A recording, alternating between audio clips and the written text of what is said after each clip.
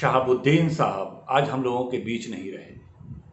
शहाबुद्दीन साहब पूर्व सांसद सिवान, राष्ट्रीय जनता दल के कद्दावर नेता थे जो जीवन में कभी चुनाव नहीं हारे। 4 बार सांसद का चुनाव लड़े, चारों बार जीते, विधायक का चुनाव लड़े, विधायक का चुनाव जीते और बिहार के कद्दावर नेता थे।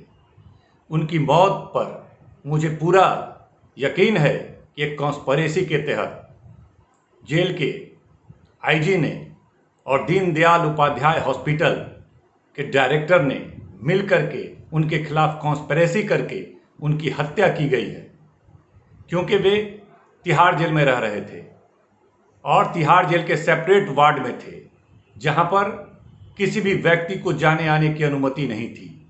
वैसे सुरक्षित जगह पर संक्रमण का पहुंचना एक अपने आप में शंका व्यक्त करता है। फिर भी मानते हैं कि वह संक्रमित अगर हुए तो उन्हें उनके कद के हिसाब से किसी बेहतर अस्पताल में भेजा जाना चाहिए था।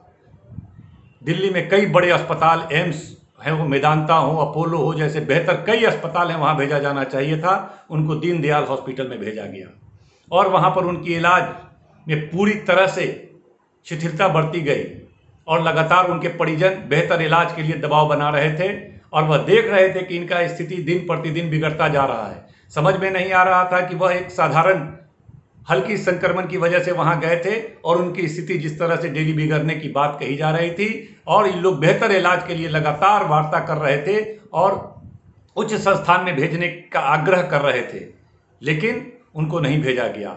अंत में उनके परिजनों ने हाईकोर्ट का सहारा लिया और हाईकोर्ट ने आदेश दिया कि उनको बेहतर से बेहतर इलाज दिया जाए। उसके बावजूद, हाईकोर्ट के डायरेक्शन के बावजूद, ना ही उनको एम्स भेजा गया, ना ही मेदांता भेजा गया, ना ही अपोलो भेजा गया, ना ही वहाँ पर बेहतर से बेहतर इलाज की व्यवस्था की गई, ना ही परिवार के लोगों को मिलने जुलने बातचीत करने का मौका दिया गया। पूरी तरह से हम लोगों का मानना है और पूरा यकीन है कि जिस तरह से जेल आईजी का रवैया था और जिस तरह से जो दीनदयाल हॉस्पिटल के डायरेक्टर का रवैया था, इन तमाम लोगों ने कॉन्स्पिरेसी के तहत और कुछ ऊंची लोगों के मिली भगत से उनके खिलाफ हत्या की गई है। उन पर जांच होना चाहिए इस पूरे मामले का और दोषियों के खिलाफ सख्त से सख्त कार्रवाई किया जाना चाहिए।